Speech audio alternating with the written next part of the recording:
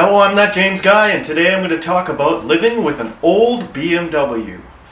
Well, not that old. It's a 2013 BMW 328i xDrive that I've had for about 4 years now and put quite a few miles on it. But I want to talk about living with one. Living with an older BMW. Now, most people think German cars. What's going to happen is you're going to be driving along one day and all of a sudden, boom, some electrical problem's going to happen and it's going to die and leave you stranded. Little glitchy things, bells, whistles, stuff like that, but you know what? Those days are over.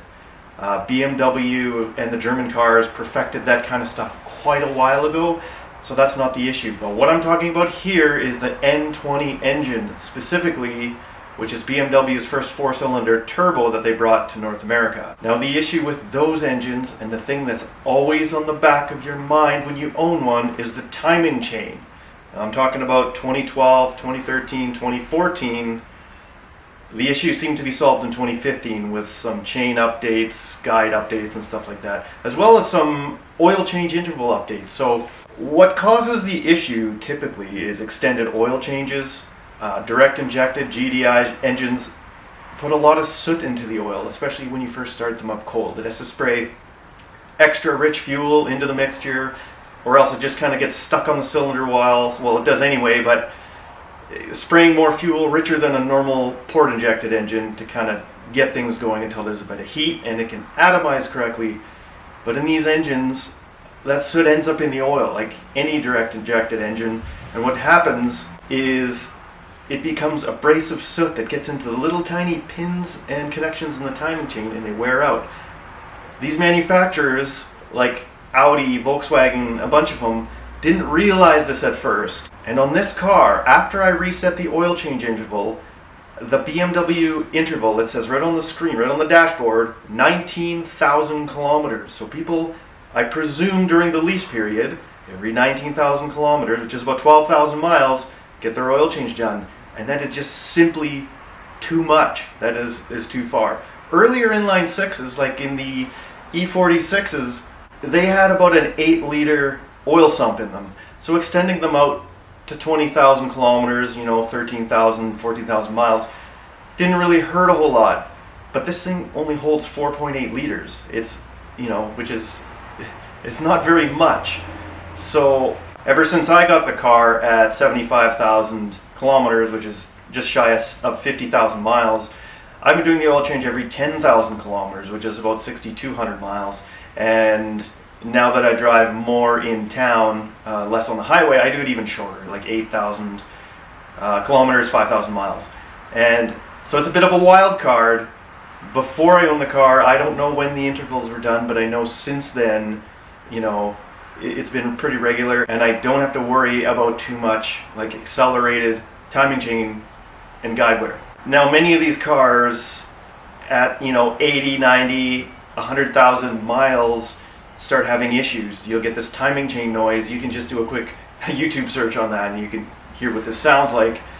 But on this car, it's been fine. It's got about 110,000 miles, maybe 115,000 miles. Knock on wood. It's fine so far. So I've thought about getting rid of it, getting something else. I've been eyeing up M235i's, get the 6-cylinder. Doing a timing chain repair on this engine, actually, because it's an xDrive and the front differential is built right into the oil pan, you actually have to remove the engine on this thing. And that used to scare me, but now that I have an engine lift and I've been doing more in my garage, I'm not really that afraid of it. I can get, probably for $800, $900, I can get myself a timing chain kit that just has everything I need to do it. And the more I look at this car, the more, every time I walk away from it, I really still like the look of this car. The thing drives amazing, feels amazing.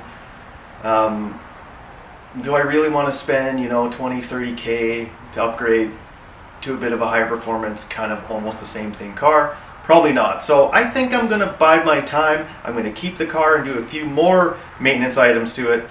And when it starts, I might even do the timing chain proactively, it would be a great video, right? I might just do that. I'm not sure anymore.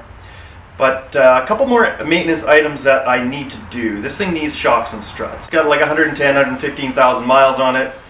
I don't know if it feels kind of wobbly. But you know what? These things always in the non-M Sport cars, were kind of wobbly. You go over a bump and the back end kind of, they weren't the greatest to begin with. Now, is it getting worse? It kind of feels like it, but I don't know. But with that many kilometers, that many miles on the car, I really need to get some good Bilstein, probably upgraded B6s into it.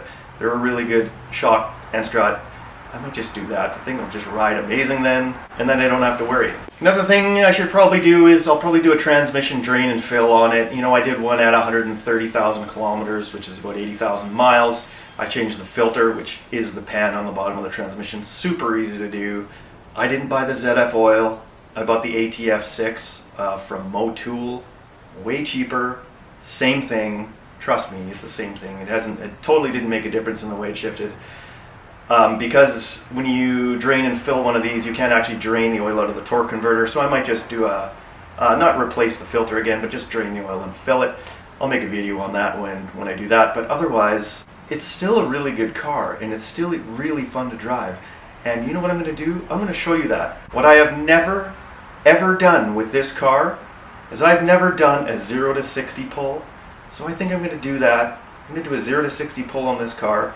And I will just, you can see how good it runs. Still pulls hard, still goes good.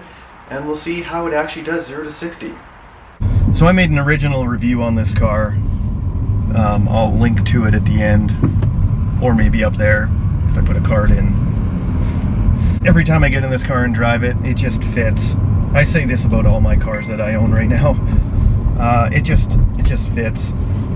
Yeah, so I start thinking about getting a new car or a different car, and then I just go and drive this one, and it's like, it's always the timing chain thing on the back of my mind. But you know what? I don't think I'm afraid of that anymore. I think I've crossed that line where I'm now comfortable, where I could probably just go ahead and replace it if it started making noise and not have to worry too much about it.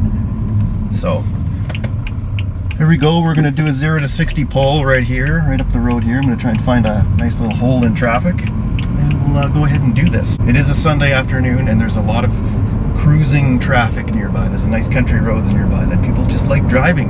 Driving's a fun thing to do, and that's what they do. So here we go. All right, 0 to 60, which is 96 kilometers per hour.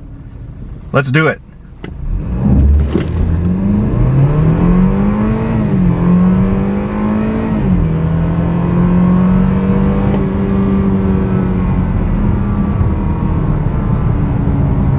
I can't believe I've never done that before. This thing pulls real nice still. Well, now that I'm back from my 0 to 60 run, which was fun, hey, I forgot to talk about a couple things. Well, one thing, and that's about performance upgrades. It's something that never really crossed my mind until my boss gave me this for Christmas, and I still haven't put it in yet. This is a catless downpipe. As you can see here, you can see me maybe through the hole. There's no cat in here. Do I agree with that? No, but I got it. And so with this, I would also need a boot mod tune to get rid of the check engine light with no catalytic converter. That'd be good for, if I did a stage 2, while I'm in there, I may as well do an intercooler, you know, a few $100s. You know, these things have 240 to the ground for horsepower. Just the way they sit right here, even though they're only rated at 240 at the engine, they're actually pretty hot. This would get you nearly 300 with a stage 2 and an aftercooler or an intercooler. So it is crossing my mind. So tell me what you think. Should I put it in? Should I do the tune?